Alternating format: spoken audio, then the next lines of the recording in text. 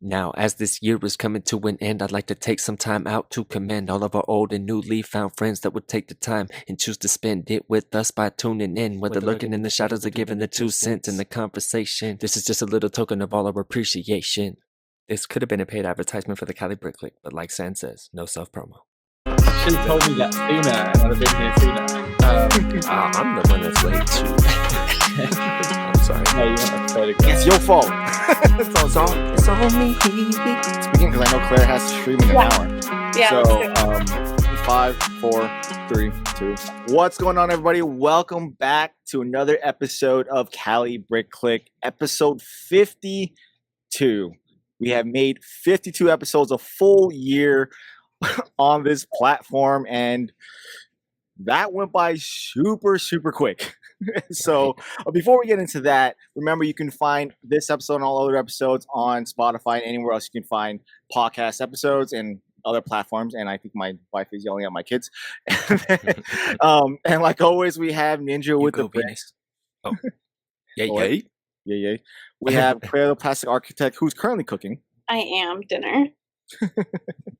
And this week we have Martin, aka BrickSnaps, the Lego artist himself. Welcome to the podcast. Yeah, hi, hello. Thanks for having me. We've been wanting to have him in here for a while, and we keep having scheduling conflicts. So it's finally great to have him on, at least by the time the year ended. So we're happy to have you on, and better late than never, right? Better late than never, I guess. Yeah. Well, I didn't know it was a 50-second. And so it's like this is a benchmark episode. So I'm really pleased it worked out that way.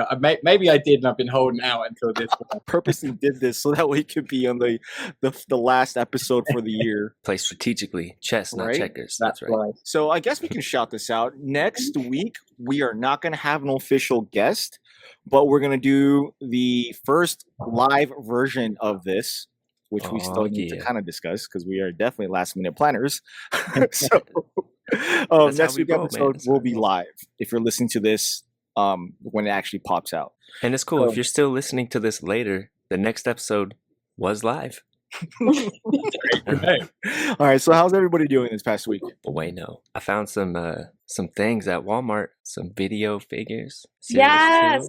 Did they really? Yeah, they finally came. Yeah, they're actually in store. I know they've been online, right? I haven't seen them online. Oh no! But other than the few that I got from Europe, but they have been hard to find. I feel like that was a good find on your behalf. See, that's what I'm wondering. I don't know if they're not releasing them. I don't know. It's weird. I know people may think I don't like video, but hey, I mean, video and Mario are the only things that are stocked on the shelves. Oh, and then 100 million 501st battle packs at Target or anywhere else I went to. I went to Best Buy today, and all that was on the Lego shelf was Mario, which is surprising because it's Best Buy. Well, I mean, that kind of makes sense because video games, but... Yeah, but you would think fans that would go into a Best Buy appreciate the Mario theme of Lego, but it's literally the only thing. It's fully stocked, and then everything else and every other theme is gone from Best Buy, which was funny. I just wanted to take note of that. It's interesting, isn't it? Because those are two technology-based ones that they've got out there. But I do have Mario and Luigi somewhere, and they're fun standalone non-Lego items just to sit on your desk and talk to you. So we're all going to be scampering for them when they've disappeared, when they're all gone. It's going to be a station. Where are they? That's what I'm thinking. I feel I need to get Luigi at least. Just to have them as a novelty, as opposed to just not getting them at all. Because if you have Mario, cool. If you have Mario, you have to get Luigi. Do you have Mario? Yeah, I have Mario. Remember, I ran him over with a tank. I don't know if you saw that. Yes, I think I saw that. Everybody was doing Mario shorts and blowing up, so I ran him over. Since we're talking about Mario, I wanted to bring up a dumb little fact. Since they are the Mario brothers, wouldn't Mario be the last name? So is it Mario? Luigi Mario? Yeah, that's actually correct. I've been engaged in this conversation before, and okay, so this is a thing. Okay, I don't know if this is actual real news, but is there a Super Mario movie coming out in 2022? There is, and Jack Black is Bowser. Yeah, that's Chris Pine, isn't it, or something? Is Chris Pratt? Chris Pratt is Mario, which is strange. which is wanted. And yeah, so he's going to be made hopefully into another figure. Yes. But yeah, I don't know. It's cool. And then they're trying to open Nintendo World and Universal in Hollywood. So I don't know. It's interesting. Lots of movement on the Nintendo front. It is, a monster of a company. But anyway, I'm sure this is why Martin decided to join us. Last time this I was saw just you, the first tangent. Yeah, it's true. No, but the last time I saw Martin, well, I guess the first time I got to meet him at Brick Fair, which was fun, by the way. Yeah, he had Peach's Castle with him, which was very exciting. And Bricks O'Brien was interviewed you and did this whole thing and was fingers crossed we get the Peach's Castle and then Mario Block. That's what. There's some good behind the scenes conversations about that. I got panic stations with it. I don't like Mario very much, and I don't like many of the things I built, but I had to research it. But I knew it was a niche; no one had built it. I'd heard Brian Saviano talking for ages. Someone give me Peach's Castle. I was like, well, I'll do it. No one else has done that. That sounds good. Right. And I almost didn't make it to Brick Fair, Virginia with it. I was panic stations with the roof. I couldn't get it done, and then I heard that one was coming out. I was like, it's going to come out the Wednesday that I'm driving to Brick Fair, Virginia, and they're going to release a set, and it's going to be better than what I built. I don't want to show it, and thankfully they didn't come out. I mean, bigger than that. That mock looks so good, so accurate to what I envisioned it to be from Super Mario 64, and you hit it to the nail. So Lego does a lot of although their sets are great, they compromise a lot based on their own rules and they have restrictions and stuff. So if they would have come up with a Peach's Castle, I wouldn't think it would be to the level of what you created, because it would have been the size. It's way too big. There's it's way too big. There's no. It would have been way. a play set. Yeah. A nice play set that would maybe be the backs open to play with, and you have 2 towers, not the 4 towers, or even the older Nintendo 64 version. I think those could be done quite nicely. But yeah, that one was nuts. That was crazy. It was fun to build though. Massive. How long did it take you to do that? It wasn't very long. We looked at it. It was about 6.5 weeks of building. And I tell people that, but I'm like, I work and I've got a wife and I've got kids and dogs. So it's just evening stuff. But quarantine's been good for me, and COVID working from home, because I'll accept every single Zoom meeting there is, and my camera's broken again. Whoops. Nice. Build Lego in the background. So you essentially made that mock in about a month and some change.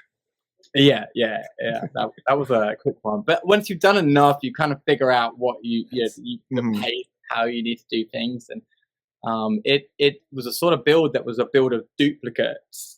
There were 4 sides that were very similar, so figure out one of them, and then you're just replicating it out of simple bricks. So it was just trying to figure out how to make it look like the movie. So out of that time, I probably spent 2 weeks playing not Super Smash Brothers, the new Super Mario World on the Switch.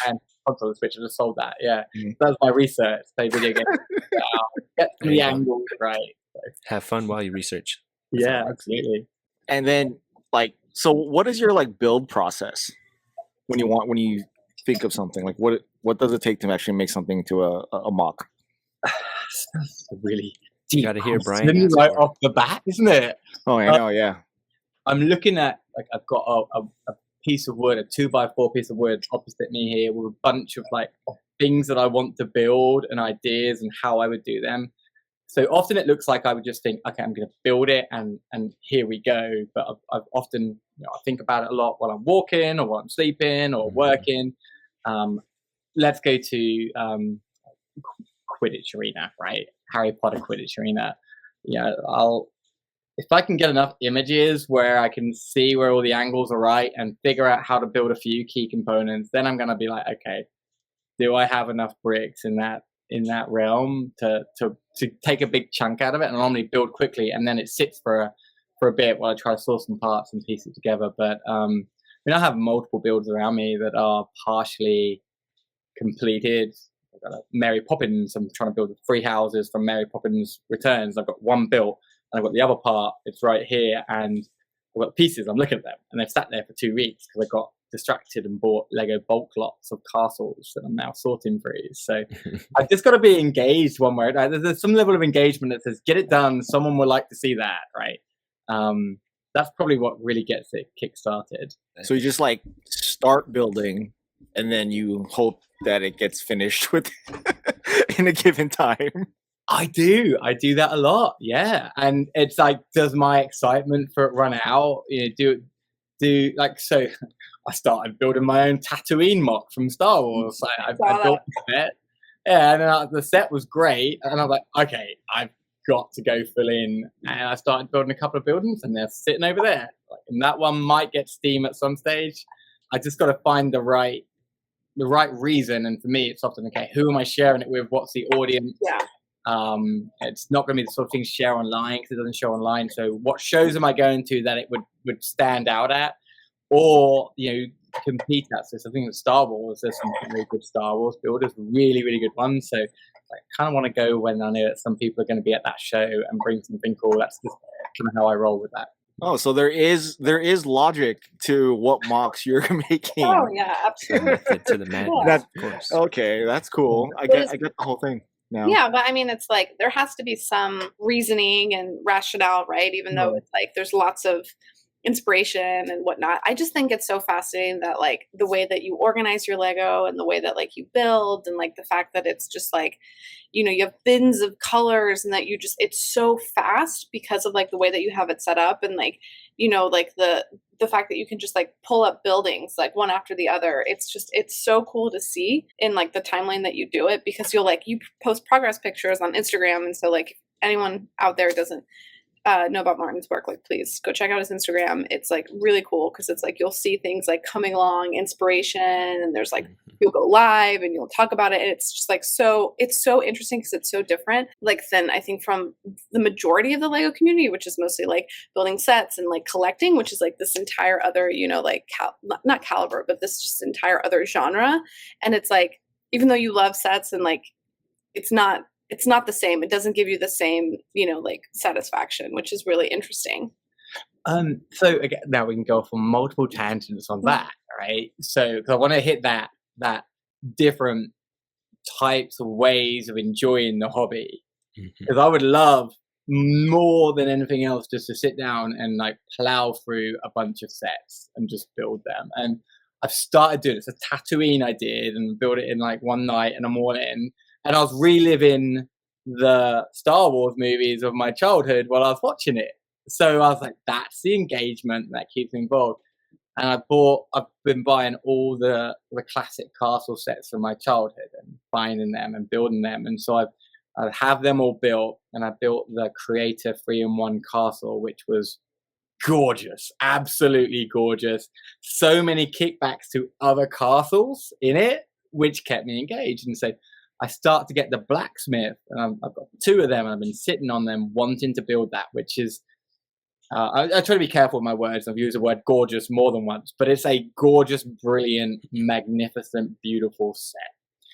And I remember watching the podcast and about the roof, and I remember Claire talking about the roof and agreement. Hey, maybe I'm not as big a fan of the way the roof looks on it, but you know what? I haven't had a set be built, right? I'm not a designer, so kudos. But I started building it, and I got to bag number 4, and I got to the tree. I've been building trees lately, and the tree, I was like, I just don't want to do this. And I stopped, and I was like, well, maybe I'll move on from bag number 4. I went to the tree, and I'll keep building. And I can't build it because it's too much like a mock, which is good. Like, it's such a good set. It's like a mock that it wasn't engaging to me in any way, because like that's my normal. I need a bit of monotony as well. I've got the Ghostbusters fire station I've just got over here, sitting over there, because I'll build that because I'll remember about Ghostbusters in the movie. And I just bought the AT-AT walker from Atlanta Brick Co. I traded stuff in, and they had a used one that hadn't been completed, and I've paid for someone to build it. So like, I'm not going to build it. I've built like 7 AT-AT walkers in my life. I'm never going to I'll build it. So I want to be involved and build more sets because I think it's very therapeutic. There's that collection side of it. You get that completion side of it that I don't necessarily get to enjoy as much. So that was one tangent from whatever you said, Claire. No, but I mean, like, you're building sets. It's very mind numbing. So sometimes we all need something like that just to to keep us sane. And I've never built sets until about this. Well, actually, I didn't have a set as a grown up until this time last year. Really, my work employees gave me a gift card, and I bought where is it? The Haunted Mansion that's sitting over here over my shoulder, and I only just built it. And my wife only just gave me a set or Lego for my birthday in May. That's the first time she's ever given me Lego. Like, my kids had sets, I never built them. I went straight into mocks, like, Interesting. and I'd buy sets like to resell. Right, never had any interest. And this year it's been a case of, since January this year, been buying sets and sitting in them and looking at them and thinking, am I going to build it? Am I going to build it? And I don't, so I end up going and trading it. But Claire, I think where I was going, you had mentioned about Peach's Castle. We're talking about that, and we're talking about what makes a set come to life. Why do I choose to do it? Well, I think almost importantly is like, why would I maybe destroy something and get rid of it? And I had Brick Universe at Virginia, where Brian Saviano's there, and everyone's like, hey, this is great, it's pretty. And I normally get bored with whatever I build. If I've got to look at it or you got to set it up, so, I've got to go again, it doesn't engage me. So I had it at a show, the Brick Universe show in New Orleans, and I just bought a Tiana's Palace and I had all my other things out there. And the one that got paid the least amount of attention was Peach's Castle. And I was like, at the end of the show, I was like, you know what? It's taking up space, and it was not popular. And it's really interesting because that Nintendo world is bigger than the Lego world, right? I think it's the biggest fandom base out there. But people didn't know what it was. They're like, that's a pretty building. I'm like, yeah, let me tell you about it. Dang. That's crazy. It is crazy. I feel like who your audience is, I assume you're going to Brick Fair, Alabama. I am. Yes, I will be. Which is Check out the MLK weekend in January. That is right. Sans will be there. I will not. Good. I'm bad, but good. Yeah. It's fair. I have a bachelorette party in wine country. I know I'm not upset about it. But what do you hint at what's coming? Do you do you already know what you're bringing? Because this is like 3 weeks away. So it's 3 weeks ago. So it's actually an interesting dilemma to a degree with this show. So I go to that show and I win the Brickies. I win every single year after year. It's me. One year I won 2 and I was nominated for 4, and they only give away 4. And one whole club decided the next year, hey, we're not turning up. And so it's getting to the point, and I was in Virginia, and Peach's Castle won Best Castle. Yeah. Getting to that point that I'm trying to think, what is my role at a convention like this, right? Is it in Virginia, there was a boy called Corey, and maybe he'll listen to this. And I was sitting with him at Brick for Alabama 3 years ago, under the table, pulling out slope bricks so he could finish his castle that he bought in. I think he was 15 or 16 at the time. His mum's sitting there. And I was theme leader for castles. And so he, at Virginia this year, was up for Best Castle as well. I was like, I'm not a castle. I'm pop culture. I don't know. It's not a castle. It's called Peach's Castle. Right, I was just thinking that too. Yeah. But this kid's 19, and I voted for him. And but before that took place, we've got more of this. I was a theme nominator for like the biggest bestest award, and I went to try to find someone who had something really, really big at Brick Fair, Virginia. They go to lots of shows. We were talking about them earlier on, and I was like, I Instagram messaged him, found him that morning, said, try and nominate your build for biggest and bestest. You're not registered. He turns to me and says, I've won enough trophies. And I realized that like he's bringing stuff like that maybe had prevented people from bringing big things in that category before, because they're like, why? I'm never going to win. What am I going to do? So anyway, fast forward, we've got that going on, packing up, going home, and I'm talking to the mum of Corey. She's packing up the car they'd rented from Atlanta, Georgia, a big old van to bring it. She's like, oh, we were kind of hoping that you wouldn't win or something. And she's tongue in cheek, but she wasn't, because that boy went to sleep thinking, I might win an award. So now I'm at the point of like, okay, what do I do? Do I try to do something which I build for the public when they come in, right? I want to build for public, and that often is what makes me say I'm going to build this huge, gigantic thing. I want people to walk in and say, this was worth the money to come in, because I've been to multiple dinosaur shows and science exhibits where you spent $200 and you're like, well, I've wasted my money.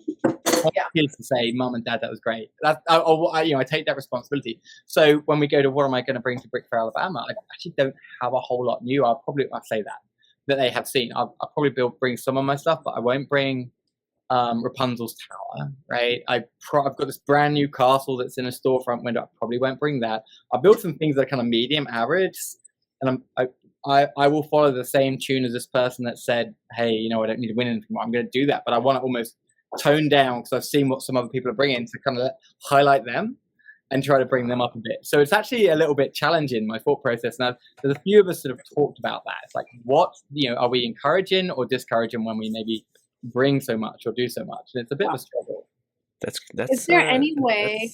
I don't know. Sorry. I like that. That sounds cool, because it's more engaging for like younger audiences that want to build and like that can't keep up with the massive amounts you have. I like that. I like that, but it's almost like what's nice about like these conventions is it's relatively like unilateral. Everyone's in the same category. It's not like there's different tiers and different levels and stuff like that. I don't know if there should be that, but is there any way that you can like bring that stuff and just like not enter for an award? There is, and that is the case, and that will be the case. But the point that you were talking, a few of us had mentioned about, there should be different categories for. Yeah, okay, if you've won an award at a show before, right, or whatever it is, it's Brick World or Brick Con, okay, you're going to be judged in this category. So you have to then up your game, right? It makes me up my game. If I want to win something, it means a whole lot more to me. It's like, so if I want to beat this person, because I know they won multiple times, I'm going to build even better. And then it allows that little tiered system.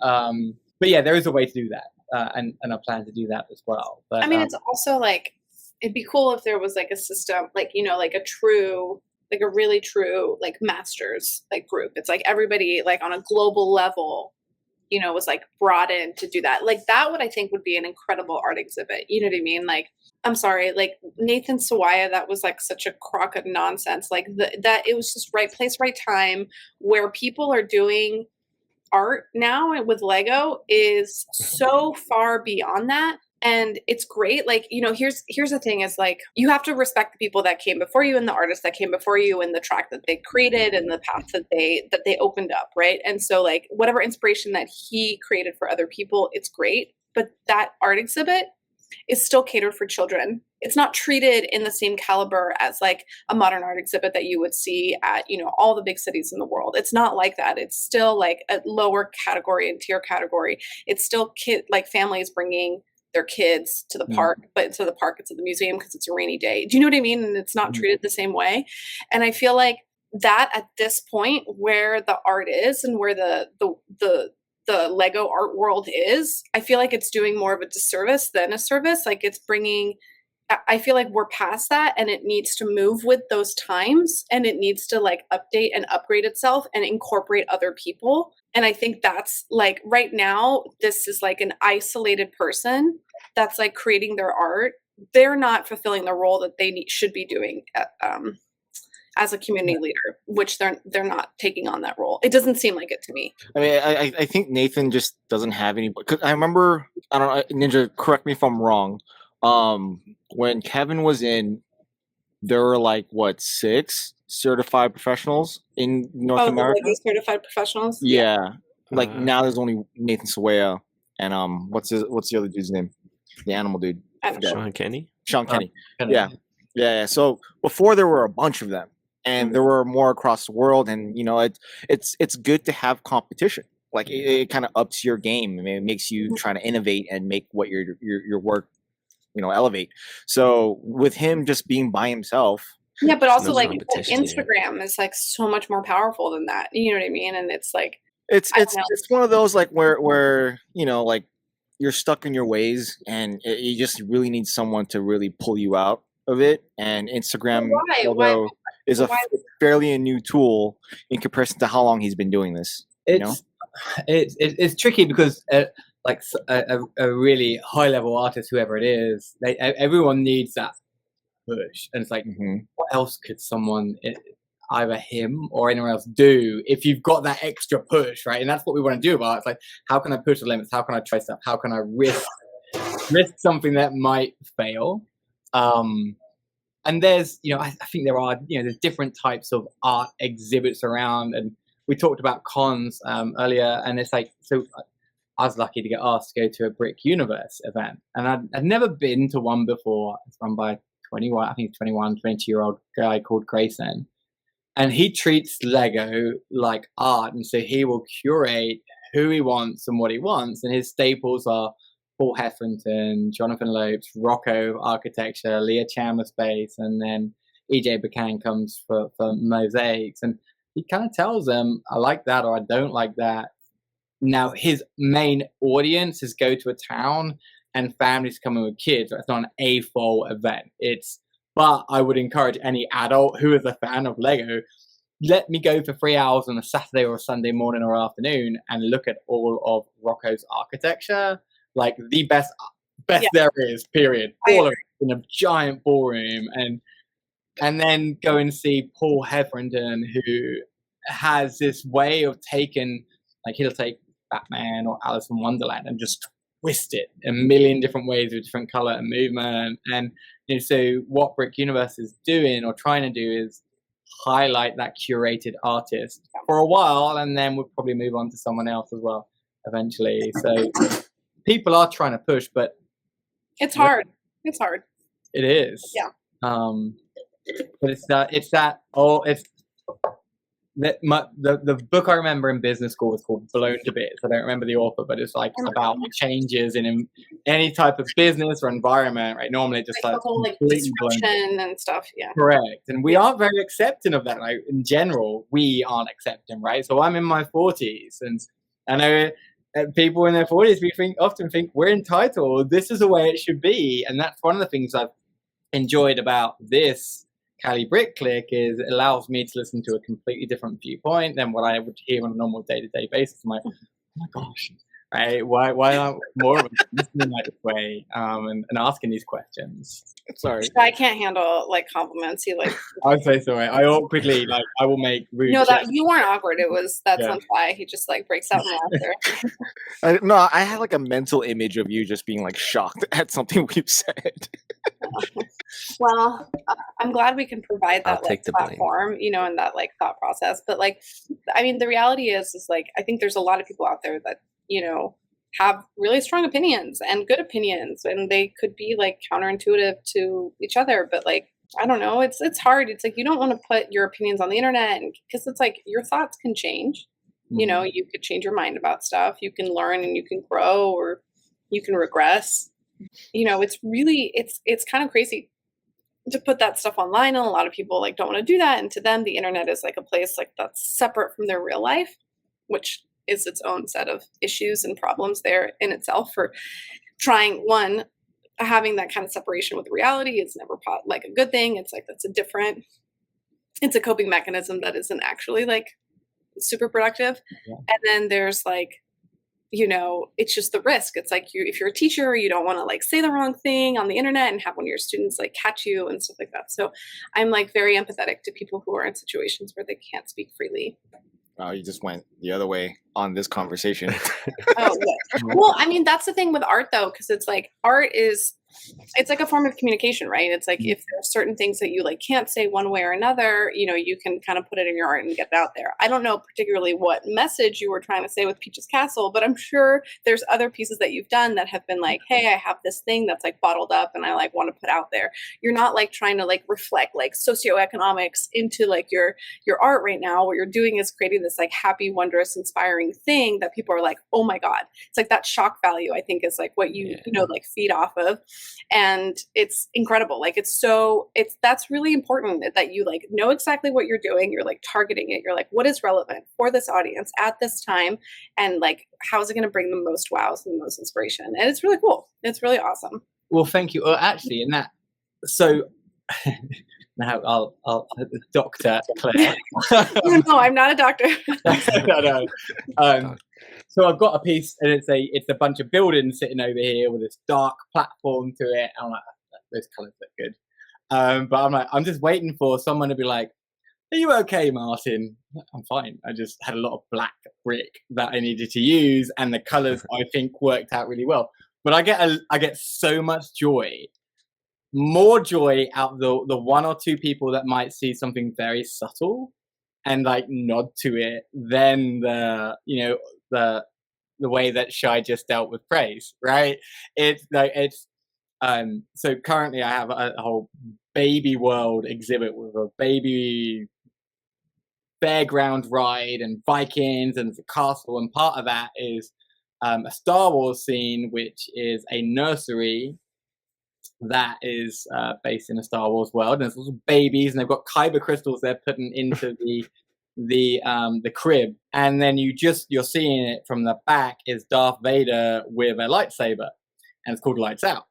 And most people are like, "Oh, that's cute, Darth Vader." But every once in a while, you'll see one dad just go and then run and get someone, and I'll walk up and be like, "You get it? Like, yeah, it's like when you killed all the babies, and he's older and they're younger, and that's so dark." I'm like, that's exactly what I want. But again, that also comes out of maybe the third or fourth show we went to. Maggie, my daughter, made little macarenas, like little shaken macarena things out of the dragon's eggs, and she would put the dragon eggs and put some 1x1 round things in, and then some 2x2 round bricks, like turn into a rattle or whatever. Yeah, well, they're brilliant, and they're sitting there, and the whole show, people aren't really looking at them, and then one kid will see them, like, "Can we shake them?" Like, absolutely, shake them. And like that, so much joy out of it, because you realize that they've looked a little bit deeper than the obvious stuff. And most of my builds have things where you have to look a lot deeper at different angles to see stuff, to enjoy it a lot more. So Peach's Castle, purposely, there was an interior that you could look inside, and you saw Mario and his hat had fallen off. He was running a Peach, but you had to creep down to the eye level of a child.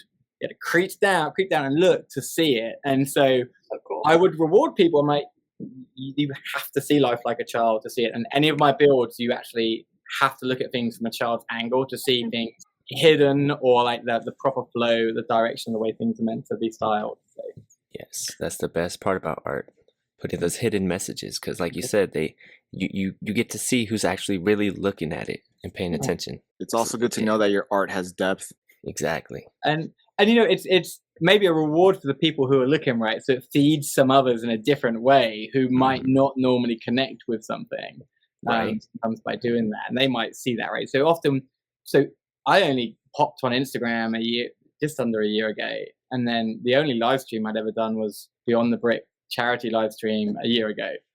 Everything before them was conventions and trying to get people to have a good time at conventions. So I've had to try to shift during COVID, like, how do I share stuff? What do I do? And that's been a challenge in a way, to try to get that engagement the same way as I like, but just by watching them go once and then come back and look again and again, then I normally jump in and have a chat with them, like, what you looking at? And they could open your mind too, because they can show you things that maybe, or like a perspective that you weren't thinking about. Like, oh, okay, yeah, I didn't even think about that. Like, do you have, or have you done a piece where it's up to the interpretation of the viewer?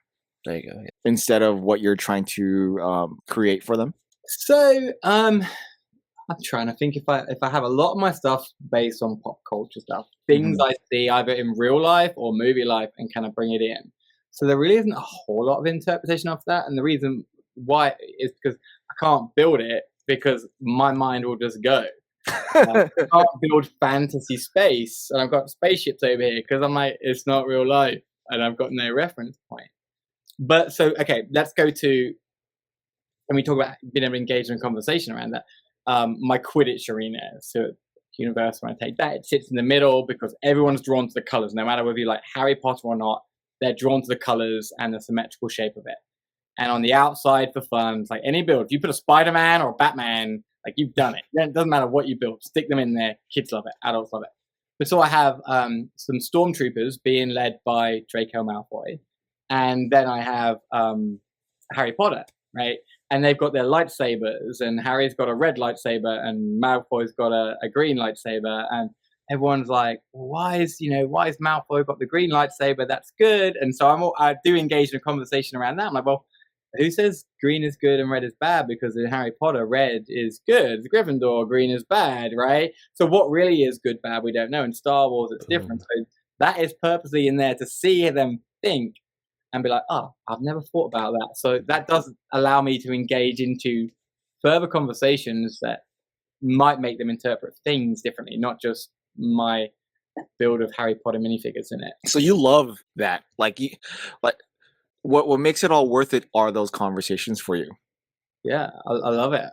So I was on with Boone last week or a week before, and I don't know if I insulted him or not. He can let me know if he hears this one, but we said something. I was like, listen, the reason why I like this Lego community isn't for you guys, right? I really like you guys. And Claire, I've met you in person. I met Sans in person, right? And I like you. But if I'm at the show on a Saturday and a Sunday, I'm there for people to be able to talk to people, see who I can connect with. And part of that comes down to, I live in Alabama. I'm from England. And it's really hard to connect with people here. Like, we just went out to dinner, right? We pushed this back, went out to dinner. I hadn't been out to dinner with my wife in town for a year and a half.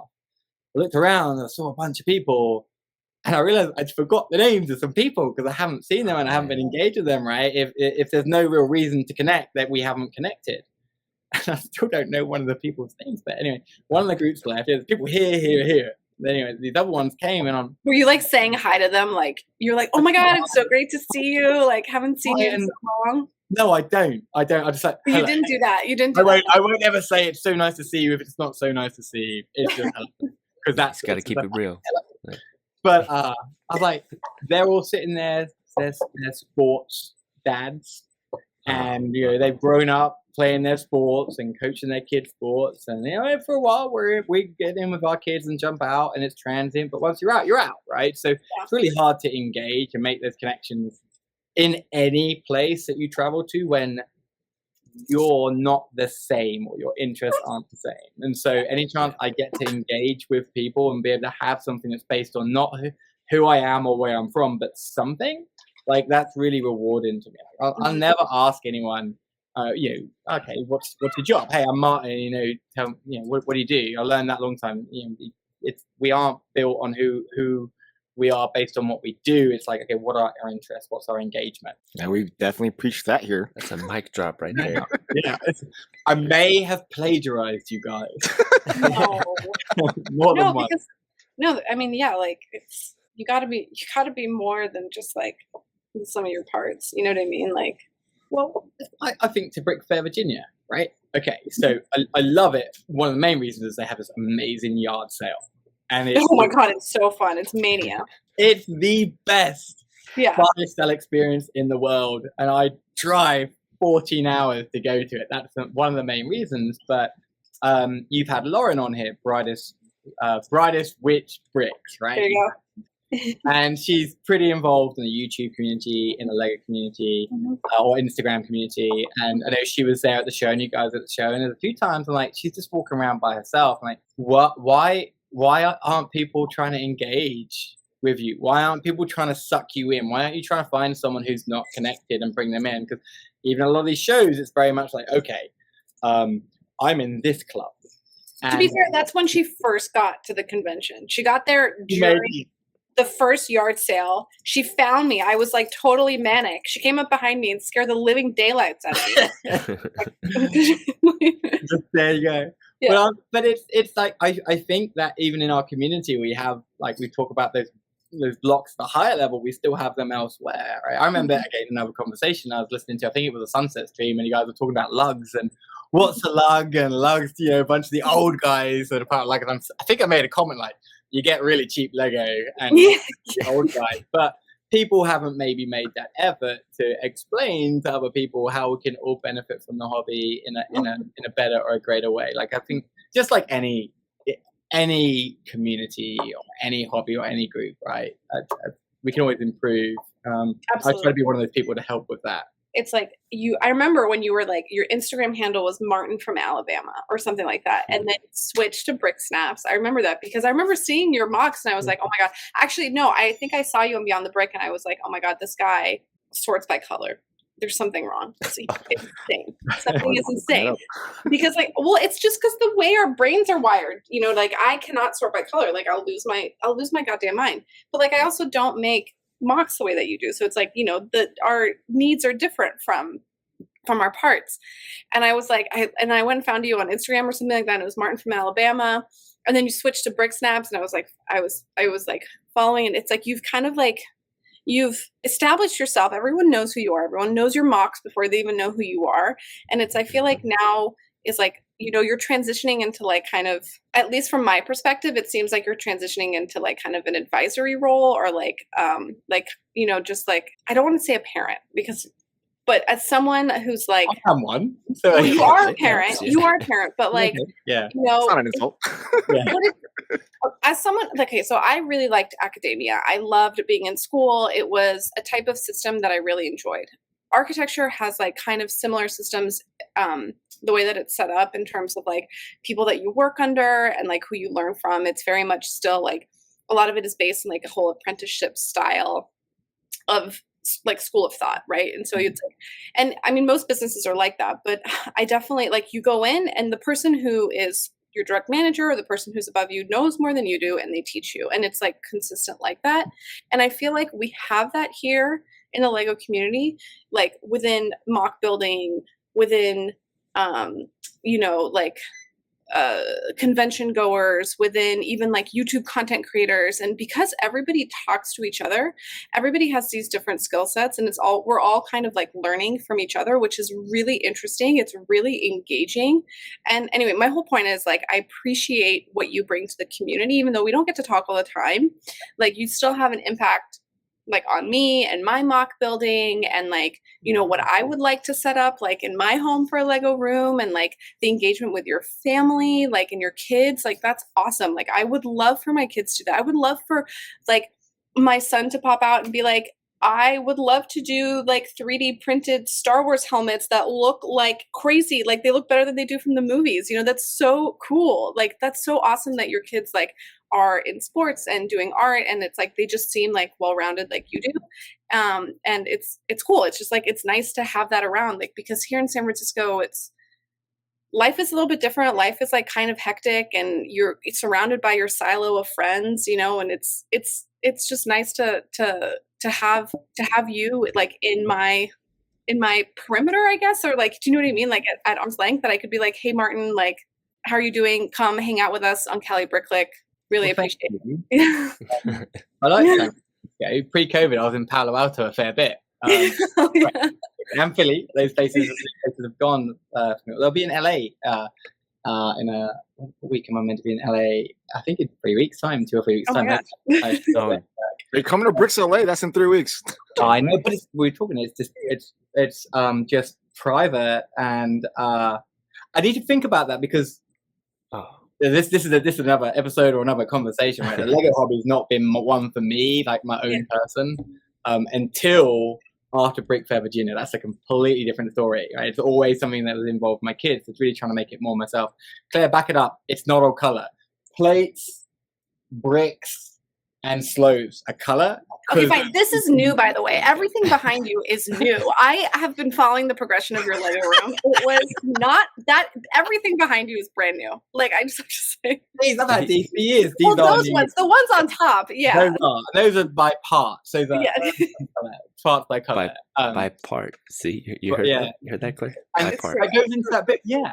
It's like that lean process of, okay, how I'm going to use the main things I need quickly. Like bricks, I really need a specific. I don't need one by one sorted, because I just like, I'm going to build something big. It can be any brick to buy in there. But then like the parts, like snot bricks, right? That's specific, but it doesn't matter by color. So or like if you get a clip or something. But no, thank you for those kind words. And you know, I'll throw it out there, right? You know, parenting is what. Other parents here, it's not the easiest thing in the world, and you try to find ways to engage your kids and try to keep them occupied, and whatever you see on social media from anyone in any aspect is like, it's never real, right? It's like, right. I thought like she's having a great time riding a horse. Well, she just like fell off it and was in hospital, and then had to nurse it. I can see that part, but don't show that. But your dogs, I feel like your dogs are pretty accurate to their. My dogs are damn accurate to the core. Dog life is the only thing that's true, and I love dogs. I'm the cat person, but you know, I was Martin from Alabama. And I changed it because I had that page and Instagram shut it down.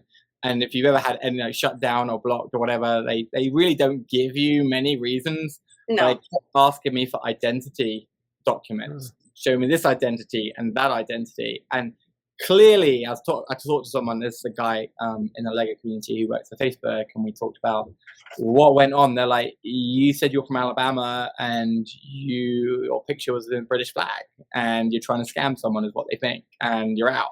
And so they shut it down. And so I have just, BrickSnaps used to be a photography business I had, or BrickSnaps. I just changed it to that. Whoa. That's It's so great. I'm sorry, I'm gonna go on a tangent. That is so outrageous. There are so many like small children like posting like ridiculous, inappropriate, trolly garbage stuff on the internet that are like totally unsupervised by their parents, and then they're coming after. They're like, this like British flag and it says Alabama. That's got to be bad. Someone probably reported me. That's what happened. It had to be that. I'm quite sure it happened. So. Yeah, I mean, your Instagram presence is incredibly threatening. What is there to hate though? It's so weird. It's super weird. There's nothing there.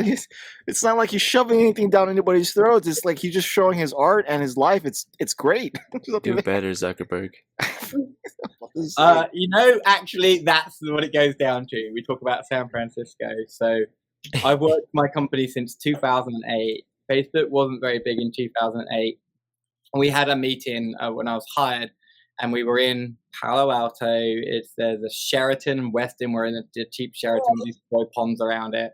And there's the Old Pro is a bar downtown in Palo Alto. Yeah, I spent a lot of time at Old Pro. I have still got videos of me on that ball. Oh my god! It's a great bar. But anyway, there's another bar near there. Maybe it was the Old Pro. I'm trying to think where it was. But there's like a New Orleans themed one.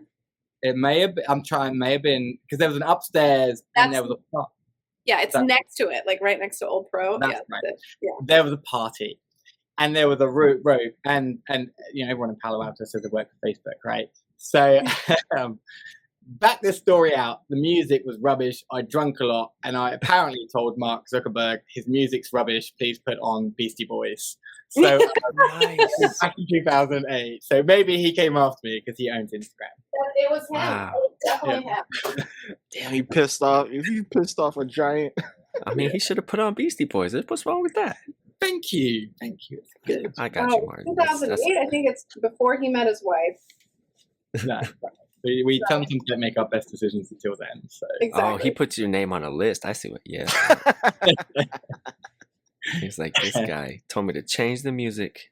Yeah, that's good. I don't remember his face or anything, but I remember the conversation, and he was really polite about it, is what I will say. So there's me backtracking on my story in case some search algorithm finds it. So.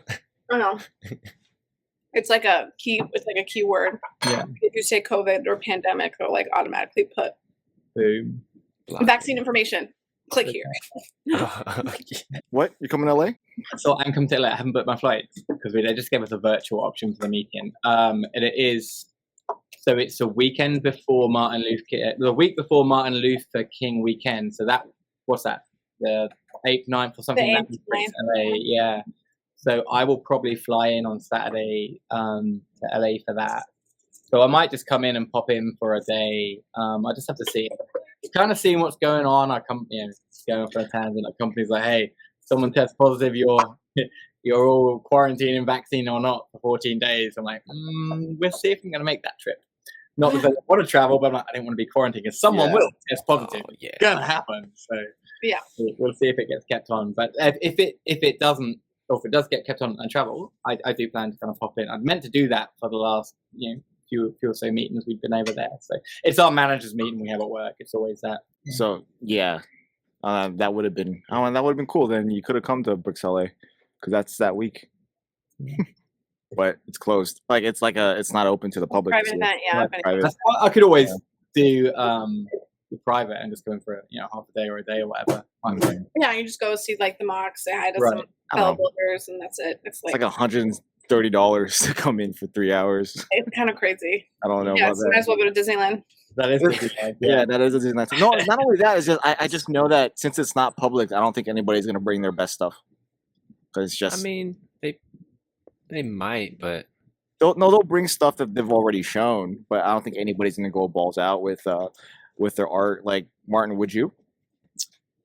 So that's a really good question, right? What's my mentality? Probably not, right? I wasn't going to go to Virginia until he opened it up.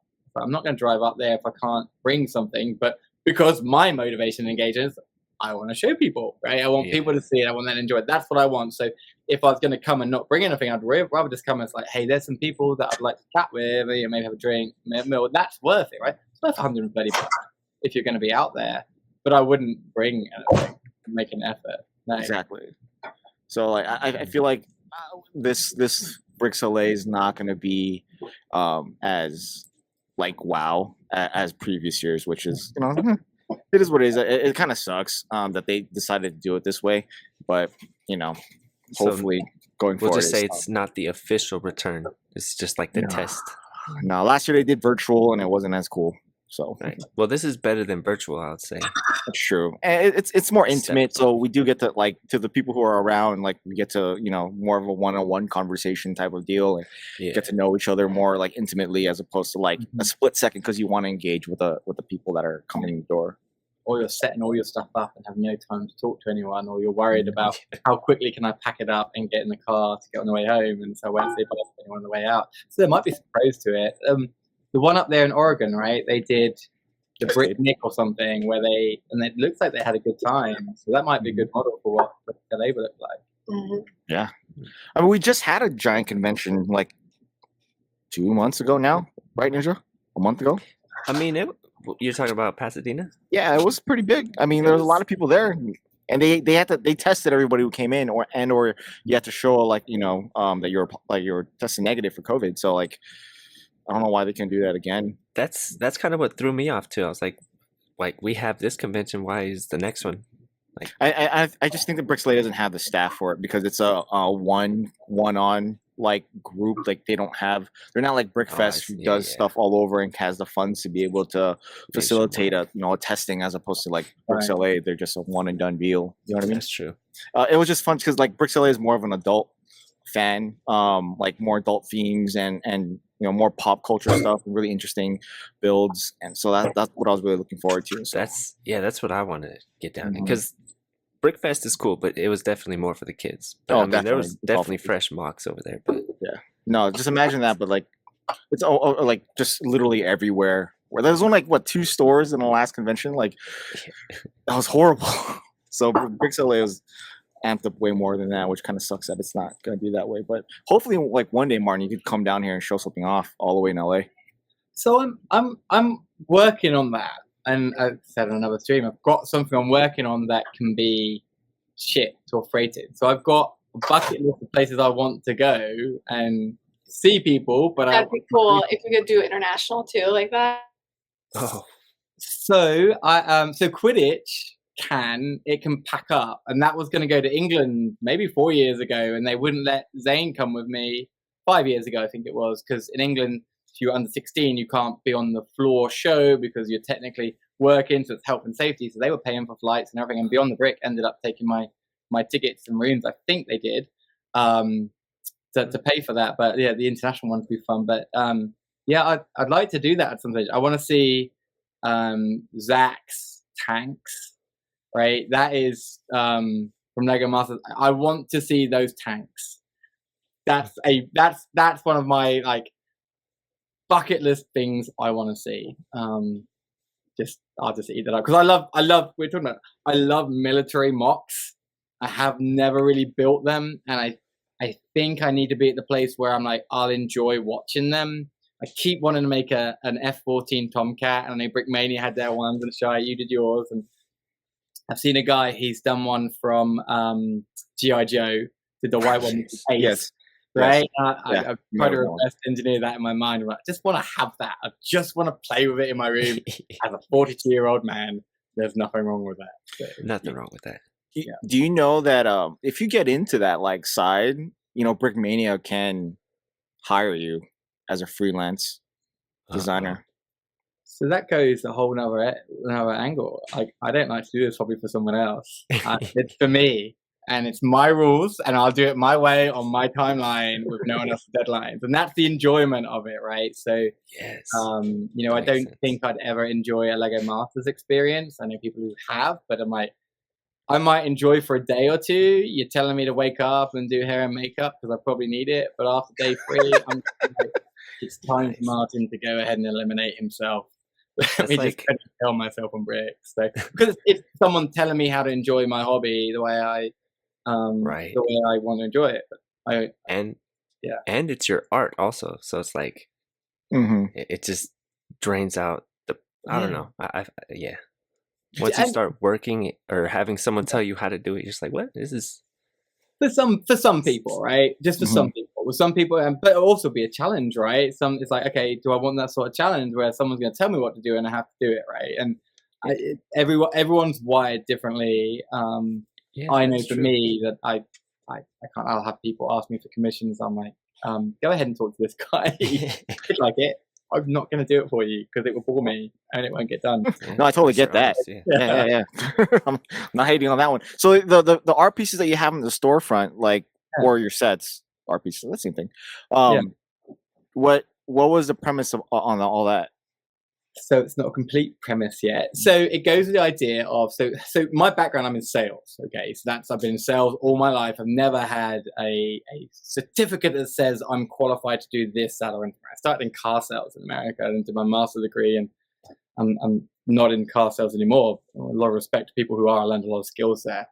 But anyway, so I always think about how strategy can take place to make things better, how we can improve processes. And I've never really been involved in much in my hometown here in Montgomery, Alabama. Most people don't know I build Lego here, and there's a good mall, and I know everyone's struggling for business, and it's like, well, I have stuff that goes all the way across the country that people like to see.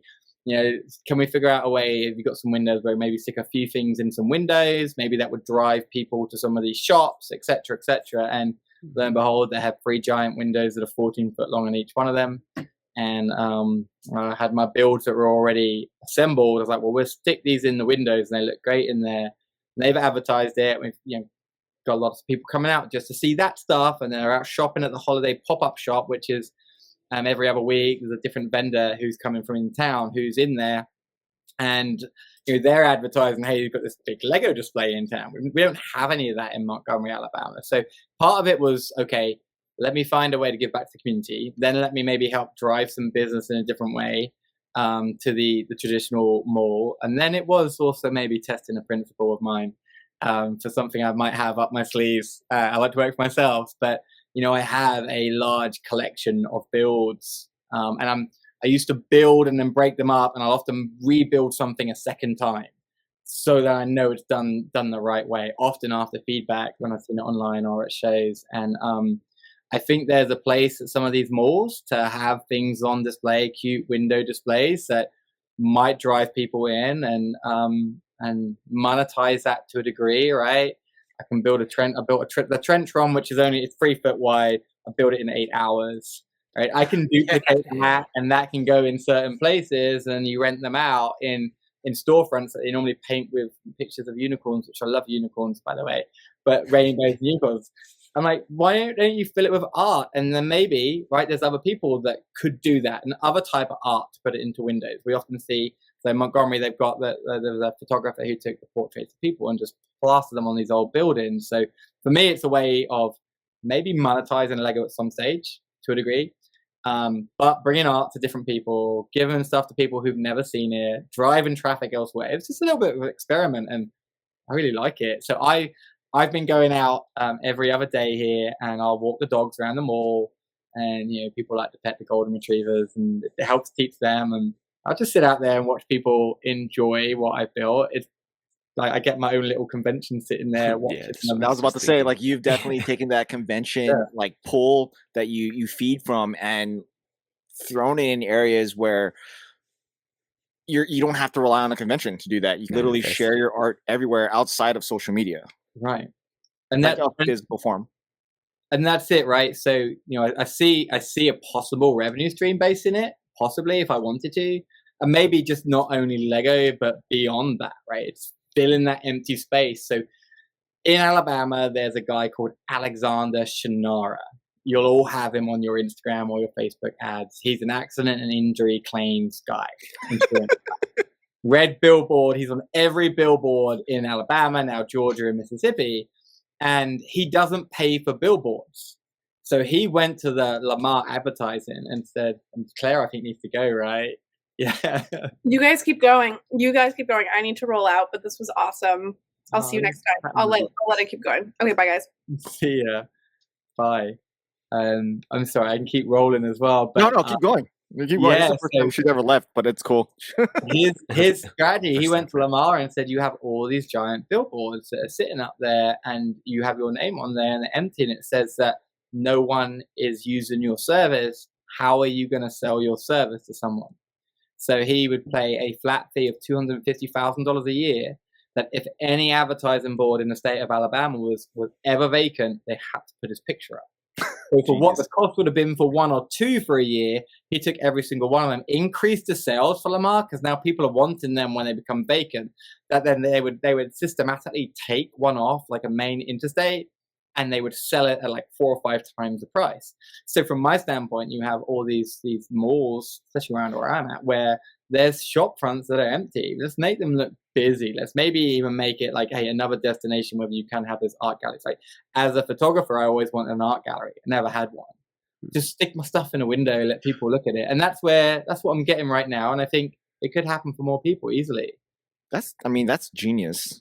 If you're able to monetize that, you're pulling people to an area where businesses may fail to see the potential of that space, and you're drawing attention to it, which would then turn that space into something functional outside of the art piece that you put in front of it. So that's like forcing that's oh my god, that's genius. I didn't really think about that until you just mentioned that. Like, there's so many places right now, especially right now, there's so many empty storefronts like everywhere.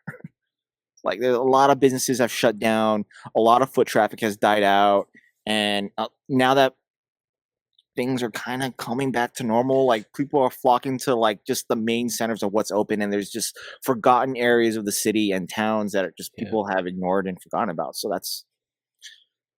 I think that's like, right now is the time to be doing something like that, if you're able to. So good on you.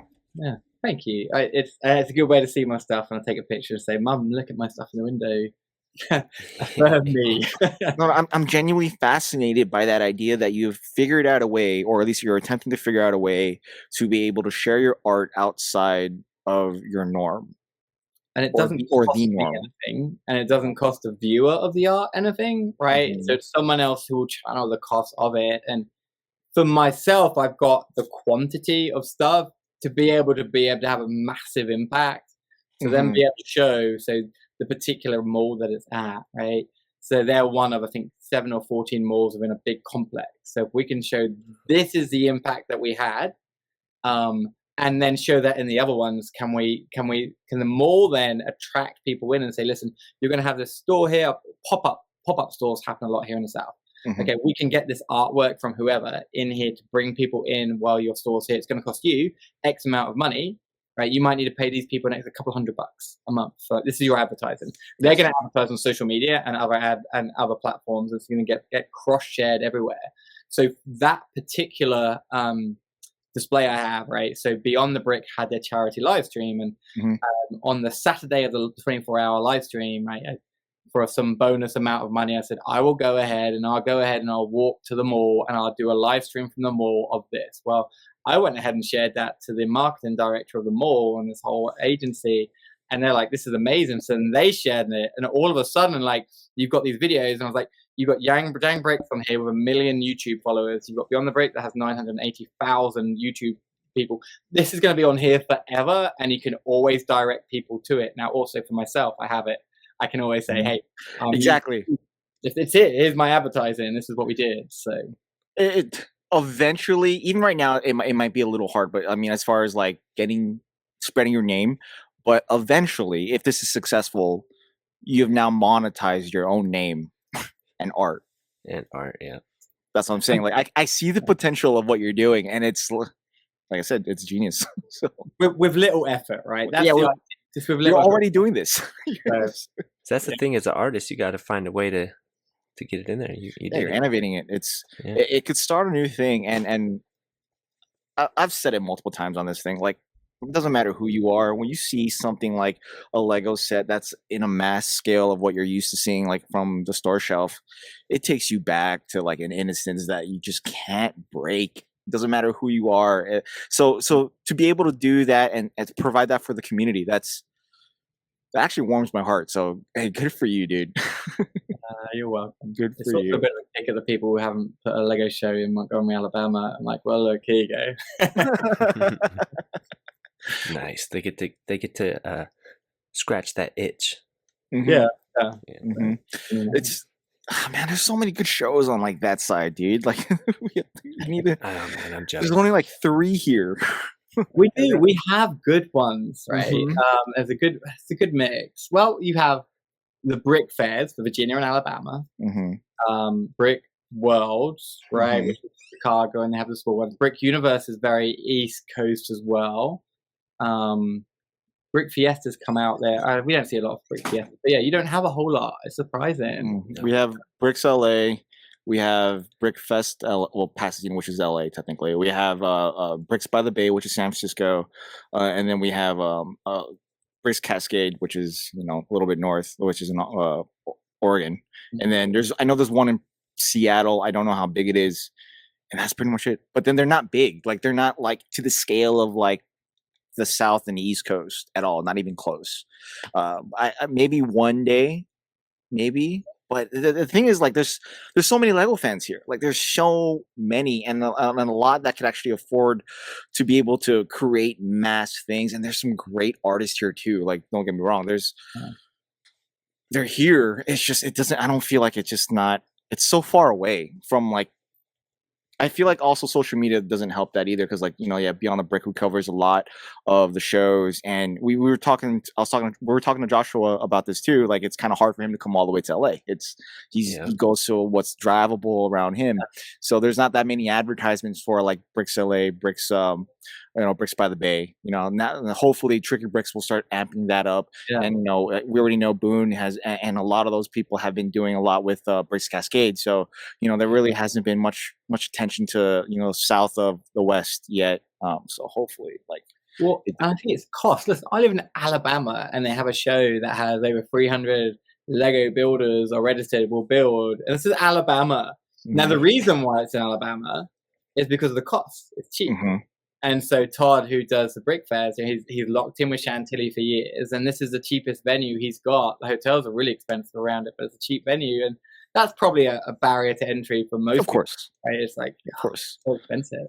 Of course, but I mean, like, yeah, especially where these ones are, San Francisco and LA they're already in themselves are just expensive to do anything, let alone all the barriers of permitting and all that kind of stuff that we have to go through right now. So that also does not help. Especially with the times that we're in right now. Especially if they want to get like a good area too.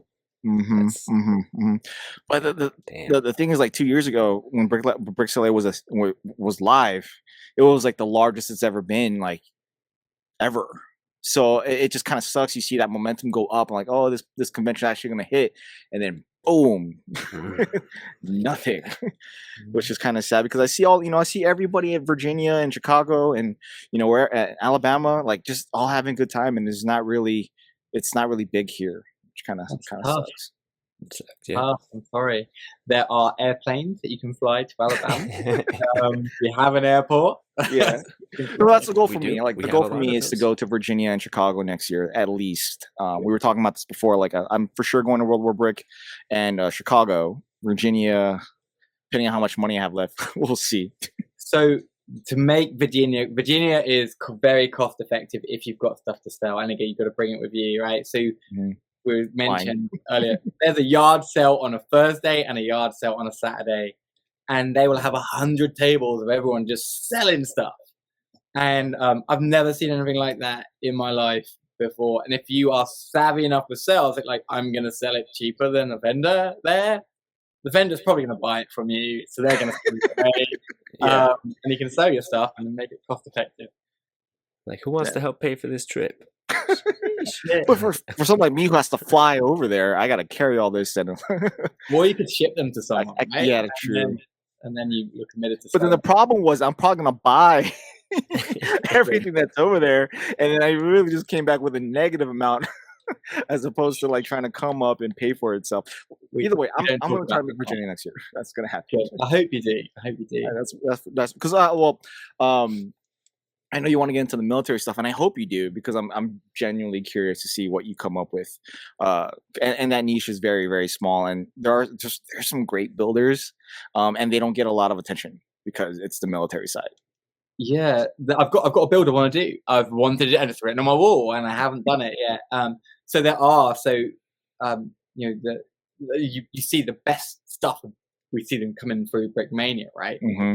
And so I want to build the Dam Busters raid, which is where the Lancaster bombers come over in Germany and bomb the dam. And what I really do well for my build is the landscaping. I enjoy that landscaping part. So I just need someone to just build me 3 Lancaster bombers to kind of come in, and I'll do the underwater, and I'll do the bomb bouncing, and I'll do whatever.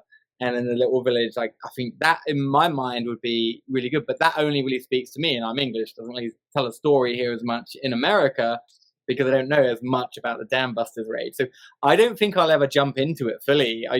There are some extremely good builders, and I enjoy looking at their stuff. And I think that's the thing with this hobby, right? We talked about you can enjoy. I like building mocks, but I want to build sets. You can be a sorter. You can be the sort of person who buys old sets and pieces them together. You can be a streamer. I think the other part is like we can just enjoy other people's stuff and be happy with that. And that's what true. So, and I'll buy my Brickmania sets. You know how happy I was to see you build that Spitfire. That Spit's beautiful, man. I've got the first one I did, and then the most recent one is really nice. But you've done the Tomcat, right? So that has to be done. I have the Harrier. Who was it that did the Harrier? He signed it. Forget his name. I met him in Chicago with the Sea Harrier. That was great. Nice. He didn't. He did it as a Marines Harrier. Yeah. Now You talking about Dan Siskin? it wasn't Dan. No, it was Cody. It wasn't Cody. I'll remember who it was, but that's a beautiful plane. My son built it. I didn't build it yet. So, and then I have, what else do I have of theirs? I have the